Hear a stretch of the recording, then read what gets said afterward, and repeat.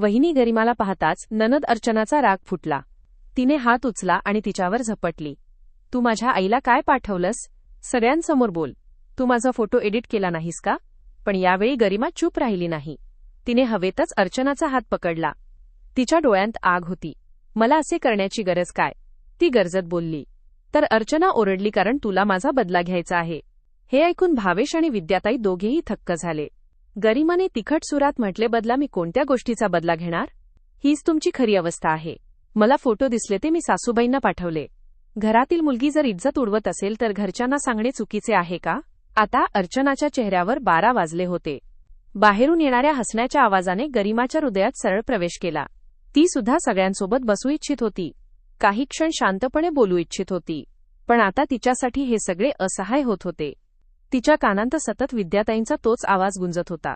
सगळ्यांमध्ये बसण्याची गरज नाही. चुपचाप खोलीत बस. हीच तिची जागा आहे. प्रत्येक वेळी हेच सांगितले जात असे हे विचार न करता की गरिमाच्या हृदयावर काय परिणाम होईल. गरिमा त्या चुकीची शिक्षा भोगत होती जी तिने केलीच नव्हती. गरिमाचे डोळे ओले झाले आणि तिला त्या काळाची आठवण झाली जेव्हा तिच्या आयुष्यात आत्मसन्मान होता. ती नोकरी करीत होती. स्वतःचे निर्णय स्वतः घेत होती. दररोज सकाळी अंधार असतानाच उठून संपूर्ण घर सांभाळत होती. झाडू, पोछा, नाश्ता, सगळ्यांचे कपडे आणि नंतर साध्या कपड्यांत ऑफिससाठी निघत होती. संध्याकाळी परत येऊन पुन्हा घर सांभाळत होती, कारण विद्याताईंची अट होती नोकरी करताना घराची जबाबदारी प्रथम पूर्ण करावी. विद्याताई स्पष्ट म्हणाली होती, सुनबाई नोकरी करेल पण घर काम पूर्ण करेल. घर बिघडले तर नोकरी सोडवून देईल. आणि हो, घरच्या सुना घर सांभाळतानाच सुंदर दिसतात, पर्स टांगून नोकरीला जाताना नाही. गरिमा शिक्षित होती, समजूतदार होती. तिने सीए होण्यासाठी वर्षभर संघर्ष केला होता. तिला नोकरी हवी होती, कारण तिला घरातून पळून जाण्याकरिता नको होती, तर स्वतःची ओळख निर्माण करण्यासाठी हवी होती. तिने खूप वेळा भावेशला सांगितले की तीही काही बनू इच्छिते आणि कोणाच्या जीवावर जिवंत राहू इच्छित नाही. भावेश प्रत्येक वेळी तिला समजावत असे की लग्न झाले आहे. गरिमा, लग्नानंतर जीवन बदलते. लग्नाला किती वेळ झाला आहे? थोडा वेळ दे, सगळं समजून घेऊ. पण गरिमाच्या अंतर्गत आत्मसन्मानाने प्रत्येक वेळी विचार केला की लग्न म्हणजे माझ्या स्वप्नांचा गळा गोठणे आहे का? तिला माहीत होते की वेळ निघून गेल्यास नोकरी मिळवण्यासाठी तिला आणखी मोठा संघर्ष करावा लागेल. ती घराची जबाबदारी उचलत होती तरीही नोकरीसाठी प्रयत्न करत होती आणि याबद्दल कोणीही काहीही जाणत नव्हते. एक दिवस तिला एका प्रसिद्ध कंपनीकडून नोकरीची ऑफर मिळाली. त्या दिवशी ती थरथरत हातांनी डिनर टेबलपर्यंत पोहोचली. सगळे जेवायला बसले होते. तिने हिम्मत करून सांगितले की तिला एका फार मोठ्या कंपनीत नोकरी मिळाली आहे आणि पगारही चांगला आहे. भावेशने हलक्या तंजात विचारले की चांगला म्हणजे 500 का? गरिमाने डोके वर करून म्हटले, नाही तर 60,000. खोलीत सगळीकडे सन्नाटा पसरला. ननद अर्चनाने लगेच विचारले की अरे वहिनी, अशी कोणती नोकरी आहे? घरबसल्या कोणी 60,000 का देईल? गरिमाने खूप गर्वाने उत्तर दिले, कारण तिचं शिक्षण सामान्य नाही, ती सीए आहे. भावेशने मान हलवून मान्यता दिली की हो, ही गोष्ट खरी आहे. सीए असल्यावर पगार चांगला मिळतो. विद्याताई त्यावेळेपर्यंत शांत होत्या. त्यांच्या शांततेतून आनंद पाहून गरिमा उठली आणि त्यांच्यासमोर हात जोडले की सासूबाई, कृपया मला माझ्या शिक्षणाचा उपयोग करण्याची संधी द्या. ही पदवी मी खूप मेहनत करून मिळवली आहे. विद्याताईने शांत श्वास घेतला आणि म्हणाल्या, ठीक आहे, पण लक्षात ठेवा, या नोकरीमुळे घर आणि जबाबदाऱ्यांवर परिणाम होऊ नये. गरिमाने लगेच उत्तर दिले की मी वचन देते, सगळं सांभाळेन. तिने खरंच सगळं सांभाळलं. ती 3 महिने अखंड मेहनत करत राहिली. पण नशिबात काही वेगळं ठरलेलं होतं. कोणीतरी विद्याताईला काही फोटो पाठवले. असे फोटो जे गरिमाचे नव्हते, पण चेहरा तिचाच होता. एक दिवस गरिमा ऑफिसमधून परतली तेव्हा घरात विचित्र शांतता होती. सगळे ड्रॉइंग रूममध्ये बसले होते. विद्याताईंचा आवाज खोलीपर्यंत गेला. ओ महाराणी. विद्याताईच्या रागाने भरलेल्या आवाजाने गरिमा घाबरली आणि विचारले, सासूबाई, सगळे असे का बसले आहेत? भावेश रागाने म्हणाले, कारण तूच असं केलं आहे. गरिमाने आश्चर्यचकित होऊन विचारले, पण मी काय केलं? विद्याताईने फोन तिच्या डोळ्यांसमोर धरत गर्जना केली. हे पहा, या फोटोमध्ये तूच आहेस ना? फोटो पाहून गरिमाच्या डोळ्यांची भीती वाढली. सासूबाई, ही मी आहे, पण हा माणूस कोण आहे मला माहित नाही. मला माहिती आहे, मी कधीही अशी छायाचित्रे काढलेली नाहीत. ही नक्कीच कोणाच्या तरी कटाचा भाग आहे मला बदनाम करण्यासाठी. ते ऐकताच विद्याताई ओरडल्या, आता खोटेही बोलू लागलीस. एकतर आमची इज्जत मातीमध्ये मिळवलीस. म्हणूनच मी तुला नोकरीला जाण्यास मनाई करत होते. भावेश शांत होता, पण त्याची शांतता धोकादायक वाटत होती. नणंदेने अर्चनाने टोमणा मारला, वहिनी, आता नाटक करू नकोस. फोटो असेच कुठूनही येत नाहीत. ऑफिसमध्ये जाऊन हेच सगळे उद्योग करत असतेस. हा फोटो तुझ्या ऑफिसचाच नाही का? गरिमा तडफडत म्हणाली. खबरदार अर्चना. विद्याताई लगेच गरजल्या. माझ्या मुलीवर आवाज उंच करू नकोस. इथेच तुझी हद्द संपते. आजपासून तू तुझ्या घरी जा. माझ्या घरात तुझ्यासाठी जागा नाही. तू आमच्या इज्जतीचा तमाशा बनवून ठेवला आहेस. किती लोक हे फोटो पाहत असतील. हे ऐकताच गरिमाच्या पायाखालची जमीन सरकली. ती विद्याताईच्या पायांवर पडली. सासूबाई, मी निर्दोष आहे. कृपया माझ्यासोबत असे करू नका. तेव्हा विद्याताईंनी कठोर निर्णय दिला. घराच्या इज्जतीसाठी तुला एक संधी देत आहे. एकतर लगेच नोकरी सोड आणि या घरात गप्प राहा, नाहीतर नोकरीसह तुझ्या माहेरी निघून जा. गरिमा पूर्णपणे तुटली होती. लग्नाला फक्त 6 महिने झाले होते. तिला हे घर सोडण्याचे धैर्य झाले नाही, म्हणून तिने नोकरी सोडली. आज तीच गरिमा त्या खोलीत बसलेली होती. ना नोकरी ना विश्वास ना आवाज. तिच्या मनात एकच प्रश्न घुमत होता. अखेर मी कोणत्या गुन्ह्याची शिक्षा भोगते आहे? गरिमाला दिलेली संधी विश्वासाची नव्हती, तर जणू कैदेसारखी अट होती. भावेश आणि तिच्यात आता ती आपुलकी उरली नव्हती जी लग्नाच्या सुरुवातीला होती.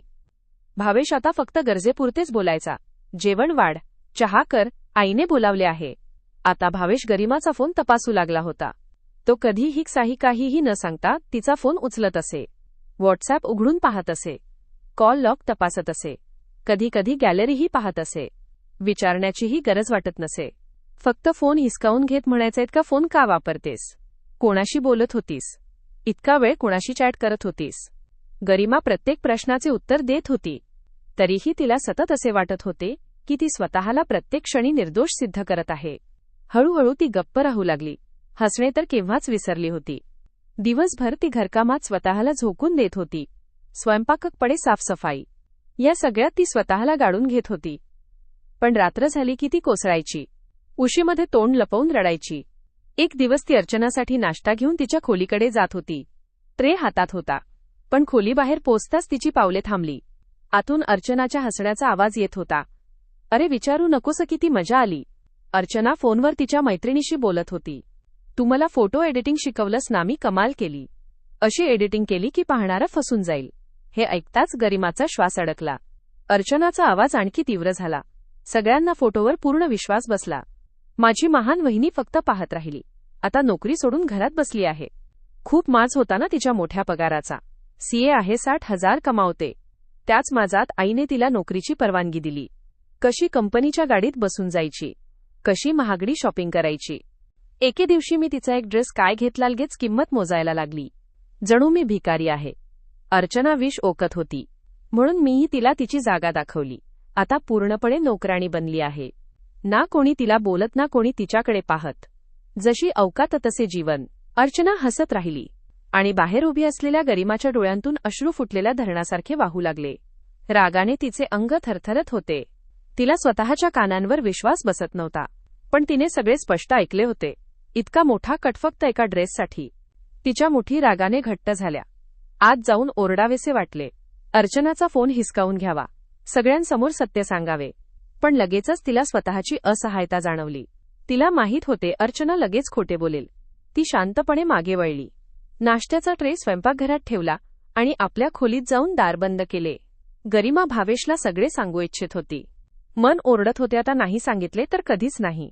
पण बुद्धी सांगत होती अर्चना लगेच नकार देईल की वहिनी खोटे बोलते आहे, मला अडकवू पाहते आहे. तिच्याकडे कोणताही पुरावा नव्हता, फक्त ऐकलेले शब्द, जे या घरात पुरावा मानले जाणार नव्हते.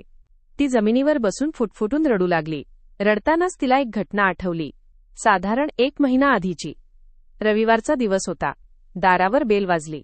गरिमाने दार उघडले. समोर डिलिव्हरी बॉय उभा होता. पार्सल घेऊन ती आत आली. अर्चनाने पाहताच टोमणा मारला. काय वहिनी, आता तुमची पार्सलेही यायला लागलीत? गरिमाने सहज उत्तर दिले.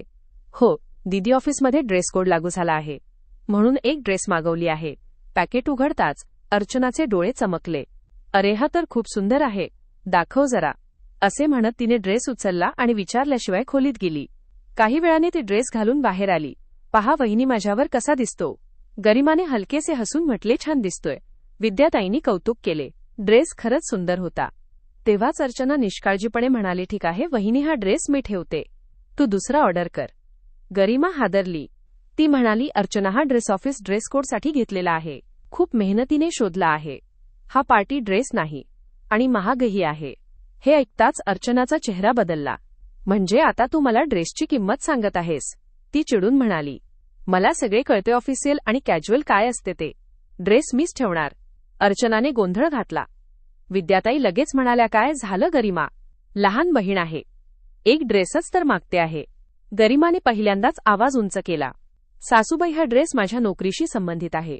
हा ड्रेस न घातल्यास पगार कापला जाईल. तेव्हा भावेश म्हणाला, अर्चना ड्रेस कोड आहे म्हणते ना? ऑफिसमध्ये नियम पाळावे लागतात. तू काय समजशील? घरात बसून फालतू बोलत असतेस. त्या दिवशी अर्चनाने ड्रेस दिला, पण तिच्या डोळ्यांत दडलेली द्वेषाची ठिणगी गरिमाला दिसली नाही. तिला माहीत नव्हते की अर्चना असा बदला घेईल. आज त्या खोलीत बसलेल्या गरिमाला सगळे स्पष्ट झाले होते. एका छोट्याशा गोष्टीसाठी तिचे संपूर्ण आयुष्य चिखलात ओढले गेले होते. तिने डोळे पुसले. तिच्या आत रागाची आग पेटत होती. मी गप्प राहिले म्हणून सगळ्यांनी मला कमकुवत समजले. पण ही शांतता आता संपणार आहे. मम्मी, मी खरे सांगते आहे, ही मी नाही. आजकाल फोटो एडिटिंग केली जाते. मी त्या मुलाला ओळखत पण नाही. तेव्हाच दरवाजावर गरिमा उभी राहिली. तिच्या मागे भावेशही होता. गरिमाला पाहताच अर्चनाचा राग फुटला. तिने हात उचकटून तिच्यावर झपटी घेतली. तू काय पाठवले माझ्या आईला? सगळ्यांसमोर बोलतू माझा फोटो एडिट केला नाही का? पण यावेळी गरिमा गप्प राहिली नाही. तिने हवेतीलच अर्चनाचा हात धरला. तिच्या डोळ्यांत आग होती. मला असे करण्याची काय गरज आहे? अर्चनाने गर्जना केली. कारण तुला माझा बदला घ्यायचा आहेस. हे ऐकताच भावेश आणि विद्याताई दोघेही थक्क झाले. गरिमाने तीव्र आवाजात विचारले, बदला मी कोणत्या गोष्टीचा घेणार? हे तुझंच खरं सत्य आहे. मला फोटो दिसला तेव्हा मी सासूबाईकडे पाठवले. घराची मुलगी जर इज्जत उडवते तर घरच्यांना सांगणे चुकीचे आहे का? आता अर्चनाच्या चेहऱ्यावर धक्क्याच्या लहरी पसरल्या. विद्याताईंनी लगेच निर्णय घेतला. आता तू कोणत्याही मैत्रिणीबरोबर बाहेर जाणार नाहीस. बाहेर जाऊन काय काय करत आहेस? मी तुला हेच शिकवले का? भावेशनेही आईला होकार दिला आणि बाहेर गेला. खोलीत आता फक्त गरिमा आणि अर्चना उरली. गरिमाने दात दाटत म्हणाली, आता कसे वाटत आहे? हेच तुला करायचे होते ना माझ्यासोबत? असे म्हणत तिने तंतोतंत उत्तर दिले. हे ऐकताच अर्चना फक्त पाहत राहिली. तू विचार केला नाही की मी शिक्षित आहे. मी सीए आहे. माझ्याकडून कोणतीही गडबड लांब दिवस लपणार नाही. अर्चना रडत रडत विनवणी करू लागली. वहिनी, चल बाहेर सगळ्यांना सत्य सांगू. गरिमा डोळ्यात डोळा टाकत म्हणाली, हो, जरूर सांगणार आहे. पण एका अटीवर, तू सगळ्यांसमोर फक्त तेच सत्य सांगशील जे तू माझ्यासोबत केलं होतं. त्यानंतर ती थांबली आणि हळूहळू म्हणाली, नाही तर आजपासून तू या खोलीत बंद राहशील. तुला देखील जाणवले पाहिजे की दमटपणा काय असतो. जेव्हा घरात बंद ठेवले जाते तेव्हा कसे वाटते. जेव्हा सतत टोमणे मिळतात आणि कोणी तुमच्याशी बोलत नाही. तुझ्या कृतीमुळे माझे आणि माझ्या पतीचे नाते बिघडले आहे. या घरात कोणी माझ्याकडे पाहत नाही. तू मला सगळ्यांच्या नजरेत इतके खालचे केलेस. आता तुला देखील जाणवले पाहिजे हे सगळे कसे वाटते. मी पोटभर रडलेले प्रत्येक अश्रू आता तुला तडपवणार आहे. जसे मी तडपले तसाच तुला एकट्या खोलीत तडपावे लागेल. हे ऐकताच अर्चना चूप झाली आणि तिच्या डोळ्यांतून अश्रू निघू लागले. शेवटी तिला सगळ्यांसमोर सत्य सांगावे लागले. भावेशने ऐकताच तिला जोरदार थप्पड मारली. तुझी हिंमत कशी झाली? तू आम्हा दोघांच्या जीवनासोबत खेळत होतीस. तुला माहीत आहेस तू काय केलेस? आमच्यात किती अंतर निर्माण झाले आहे. मी माझ्या पत्नीवरच संशय करत होतो. तू मला लाज वाटायला लावली. माझ्या नजरेत माझी बहीण किती कमी आहे हे सत्य जाणून विद्याताई रडल्या आणि गरिमाचे हात धरून म्हणाल्यासून, बाई, ही आमचीच चूक होती. तू निर्दोष होतीस, पण माझ्या मुलीने आज मला तोंड दाखवायला जागा सोडली नाही. आज गरिमाला तिची जागा परत मिळाली आणि अर्चनाला तिने त्याच भाषेत धडा दिला जसे अर्चनाने तिच्यासोबत केला होत. मित्रांनो, तुम्हाला ही कथा कशी वाटली? कमेंट करून आपली मते नक्की सांगा. कथा आवडली असेल तर व्हिडिओ लाईक करा. जर तुम्ही या चॅनेलवर नवीन असाल तर चॅनेल सबस्क्राईब करा. धन्यवाद.